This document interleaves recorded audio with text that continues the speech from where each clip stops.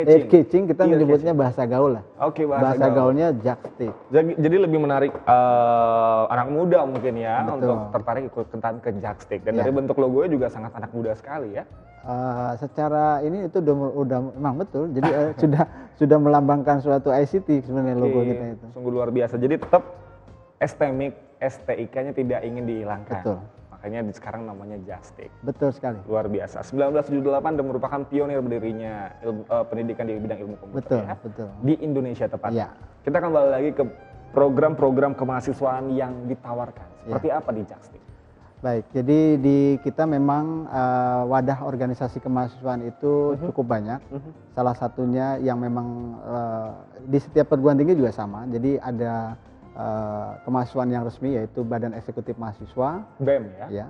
Kemudian juga ada Badan Perwakilan Mahasiswa dan juga ada KM yang memang sudah mempunyai katakanlah suatu wadah tersendiri yaitu Mahasiswa Pencinta Alam atau disingkat dengan Palatika. Yang tadi yang mendapatkan kesempatan untuk climbing wall-nya menjadikan salah satu ajang uji coba untuk FPTI. Kemudian juga kita punya paduan suara, Gita Paswatika. Nah di bawah organisasi Badan Eksekutif Mahasiswa, mereka mempunyai unit-unit kegiatan kemahasiswaan. Nah kegiatan kemahasiswaan ini cukup banyak dan berkembang sehingga mereka membentuk KM sendiri. KM itu keluarga mahasiswa. Kegiatan kemahasiswaan.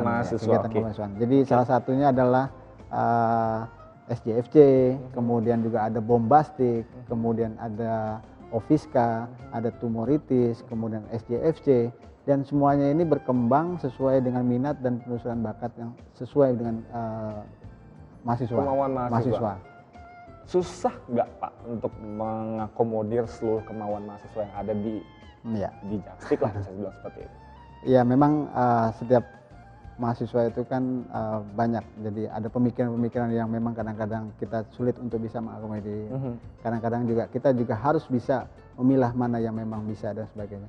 Sehingga kita sebagai pembina kemahasiswaan juga kita harus bisa mengarahkan mereka untuk sesuai dengan aturan main yang ada di institusi kita.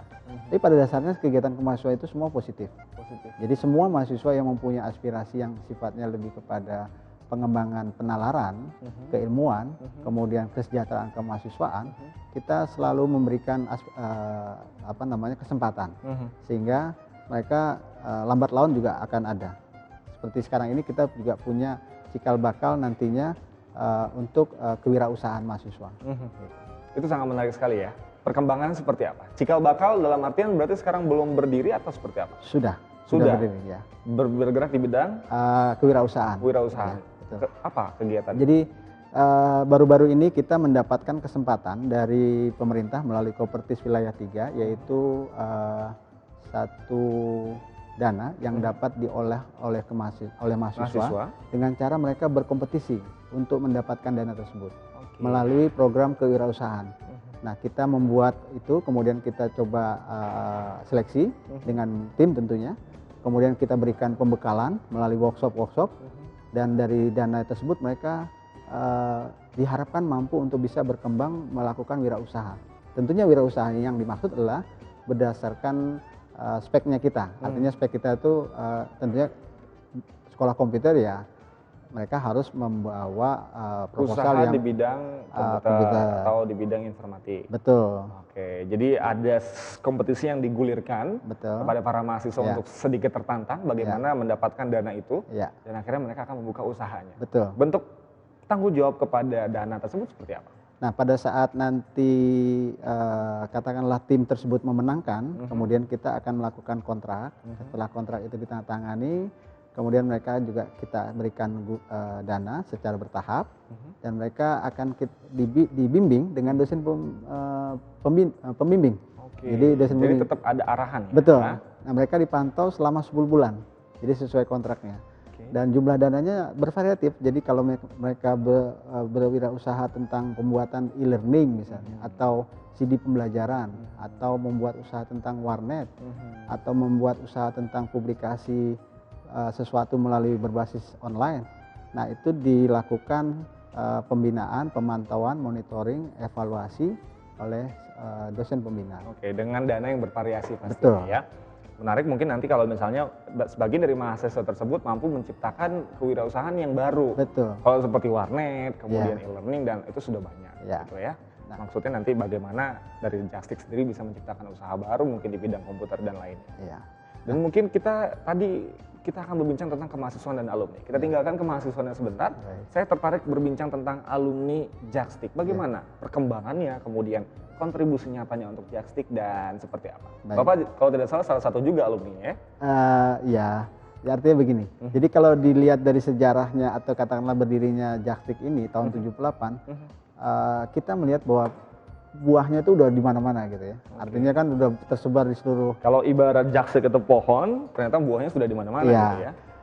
Kalau boleh saya sampaikan pada kesempatan ini, ya salah satu alumni kita yang di tingkat institusi pemerintahan adalah Menkominfo, Bapak Tifatul Sembiri. Kemudian juga ada beberapa yang di instansi perbankan yang di Bank Vice President di Bank Niaga. Kemudian juga ada beberapa yang di luar negeri, di Australia, di New Zealand, dan rata-rata mereka mempunyai pekerjaan-pekerjaan yang memang backgroundnya adalah ICT.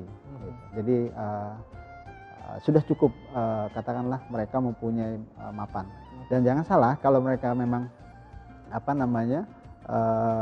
lulusan kita itu juga memang sebelum lulus juga kadang-kadang mereka sudah mempunyai pekerjaan yang memang sudah dijanjikan oleh pihak pengguna atau stakeholder. Oke, jadi berarti sudah ibaratnya sudah dipantau, sudah di-tag istilah anak zaman sekarang. Diharapkan diminta untuk dapat bekerja gitu. Baik itu dalam magang maupun kontrak dan sebagainya. Artinya sementara ini kan kita kalau pekerjaan itu tidak langsung seperti itu. Ya. Dan sesungguhnya Jakstik atau mahasiswa di Jakstik sudah ada jaminan untuk seperti itu. Betul. Luar biasa sekali. Kontribusi alumni untuk Jakstik sendiri seperti apa? Ya, jadi beberapa alumni memegang peranan penting dalam kontribusi memberikan informasi. Secara informasi baik bahwa Pak di luar ini teknologi seperti ini Pak. Jadi kalau bisa STIK mengedepankan ini. Nah, informasi inilah yang kita coba serap, kemudian kita coba evaluasi sehingga para alumni juga memberikan kontribusi untuk kemajuan institusinya. Adakah wadahnya tersendiri mungkin? Ya, jadi kita ada Ikatan Alumni STNIK Jakarta. Kemudian untuk kalau saya tidak salah dengar ada career center juga. Apakah itu terhubung juga dengan alumni? Ya, jadi di kita itu career center adalah bagian dari institusi di bawah LPK yang memang mempunyai pekerjaan untuk memfasilitasi para lulusan atau para alumni untuk mendapatkan pekerjaan atau memang hal-hal menyangkut masalah katakanlah bidang pekerjaannya dengan dunia luar. Nah, ataupun dari luar yang memang mempunyai keinginan untuk mencari alumni kita atau lulusan kita sebagai pengguna di mereka. Ada kerjasama mungkin atau seperti apa? Betul. Jadi komunikasinya atau seperti apa? Kalau komunikasi kita rutin, jadi kita selain memang sudah ada kerjasama dengan beberapa pihak yang sifatnya MOU, ya seperti katakanlah dahulu dengan PT Caltex Pasifik Indonesia, kemudian juga pernah dengan beberapa perusahaan-perusahaan besar atau Pemda, kemudian yang dengan bidang penyaluran pekerjaan itu sendiri juga kita ada pekerjaan yang bersama yaitu dengan Jobek, PT Jobek. Jadi sesungguhnya buat para calon mahasiswa baru mungkin ya, dan juga mahasiswa yang sudah ada di Jakstik nggak usah khawatir untuk tidak bekerja atau mendapatkan pekerjaan. Sesungguhnya di Jakstik sendiri sudah disediakan career center, kemudian juga alumni sudah banyak yang mapan dan komunikasi dengan Jakstik sendiri juga sangat baik sekali.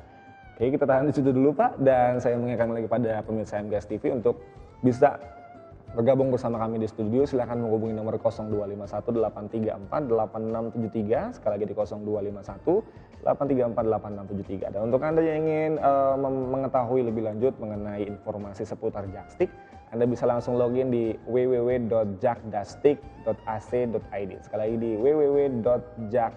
www.jakdastik.ac.id. Aduh, agak susah saya menyebutkannya Pak ya. Dan langsung saja kita kembali lagi berbincang mengenai kemahasiswaannya kembali. Wadah organisasi. Sejauh ini adakah pertentangan antara kemahasiswaan dan juga UKM misalnya. Dalam bidang mungkin visinya tidak sama, jadi harus seperti apa. Pernahkah mengalami hal seperti itu?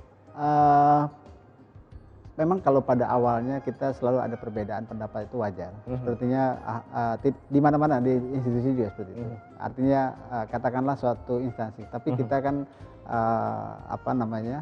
mempunyai wadah. Artinya kita sebagai pendidik dan dia mahasiswa sebagai peserta didik, sehingga kita bisa mencari titik temunya melalui suatu musyawarah ataupun katakanlah duduk bersama, sehingga titik temunya terlihat. Yang perlu digarisbawahi adalah di kemahasiswaan. Jadi kadang-kadang tidak sejalan dengan kegiatan kemahasiswaan itu biasa. Tetapi memang inilah tugas dari peran pembina kemahasiswaan melalui pembina-pembina, sehingga juga pembina mempunyai peran aktif untuk memberikan konseling kemahasiswaan maupun konseling yang lain. Dan prinsipnya mahasiswa itu adalah peserta didik di institusi, dan kita mempunyai tanggung jawab ke masyarakat untuk bisa menyelesaikan tanggung jawab tersebut. Oke. Selain berhubungan bidang kemahasiswaan dengan tadi para UKM, apakah kerjaan lain dari bidang kemahasiswaan? Apakah juga mengurusi mengenai beasiswa mungkin atau seperti apa? Ya, kalau disinggung mengenai pekerjaan bidang kemahasiswaan, bukan hanya mengurusi kemahasiswaan saja, tapi juga aspek dari bidang kemahasiswaan itu cukup banyak. Oke, boleh disebutin mungkin? Ya, salah satunya adalah fungsinya adalah memfasilitasi dari kegiatan atau aspirasi kegiatan kemahasiswaan, kemudian kesejahteraan kemahasiswaan, dan juga mempunyai program-program kerja yang memang kita coba kemas dalam suatu bentuk sehingga ini dijadikan evaluasi terus. Nah, menyangkut masalah beasiswa di kita itu cukup banyak, artinya jenisnya. Nah, salah satunya adalah jenis beasiswa yang internal, beasiswa pendidikan, kemudian beasiswa beasiswa tugas akhir, kemudian beasiswa peningkatan prestasi akademik, beasiswa bantuan mahasiswa, kemudian beasiswa olahraga, kemudian juga beasiswa mahasiswa berprestasi. Banyak sekali beasiswa justru yang ditawarkan. Betul. Ya. Bahkan beasiswa olahraga juga ada. Ya, jadi beasiswa olahraga ini adalah kita mendapatkan para olahragawan yang mereka katakanlah kuliah di institusi kita, kemudian membawa nama baik Jakstip. Salah satunya adalah Bridge. Di bidang basket mungkin dan juga basket, di bidang tidak menutup kemungkinan semua dan tidak lain-lainnya. Betul. Dan pemberian daripada beasiswa itu sendiri apakah melalui apply mahasiswanya atau ternyata dari pihak Jaksinya si anu sudah harus dapat atau seperti apa? Ya. Jadi pemberian beasiswa itu diatur berdasarkan ketentuan yang berlaku di institusi. Kalau pemberian beasiswa secara eksternal atau dari luar, katakanlah dari pemerintah, kita memang mengikuti aturan, artinya aturan main. Membuka kesempatan. Ya, kita publikasikan, kemudian kita berikan informasi ke mahasiswa, baik melalui web, melalui media informasi pengumuman, kemudian mereka mengajukan pendaftaran. Nanti kita lakukan proses seleksi. Tapi kalau beasiswa dari internal, artinya dari dalam, kita lakukan seleksi itu secara ketat. Oke, kita potong sampai di situ dulu karena Pak Akwam dan juga pemirsa MGS TV bincang-bincang seputar Jaksik akan kita tunda dulu karena sesaat lagi akan berkumandang azan maghrib untuk wilayah Bogor dan sekitarnya. Jangan kemana-mana, tetap bersama kami.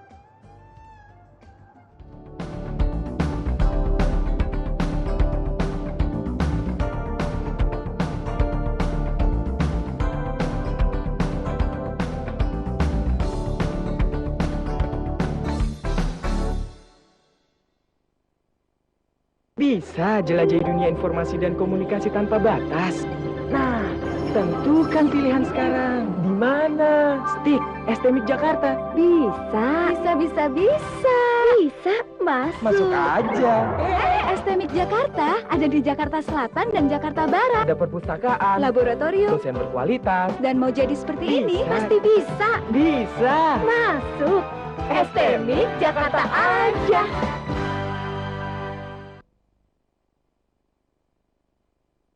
Anda yang terpilih. Show up your talent untuk Anda yang berminat menjadi presenter. Siapa tahu Anda yang terbaik. Show up your talent untuk Anda yang berminat menjadi presenter. Tampilkan bakat dan kemampuan Anda beraksi di depan kamera. Pria dan juga wanita usia 20 sampai 25 tahun. Mengisi biodata audisi, Foto berwarna ukuran postcard dan pendaftaran di MGS TV di jam kerja sampai tanggal 20 Oktober 2011. rebut hadiah uang tunai jutaan rupiah dan kesempatan meniti karir di jalur broadcasting MGS TV. Untuk informasi hubungi 8349 731. Audisi presenter MGS TV, show up your talent.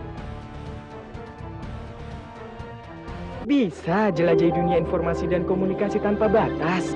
Nah, tentukan pilihan sekarang. Di mana? Stik, STMIK Jakarta. Bisa, Mas. Masuk aja. STMIK Jakarta ada di Jakarta Selatan dan Jakarta Barat. Ada perpustakaan, Laboratorium. dosen berkualitas. Dan mau jadi seperti ini, Bisa. pasti bisa. Bisa. Masuk. STMIK Jakarta aja.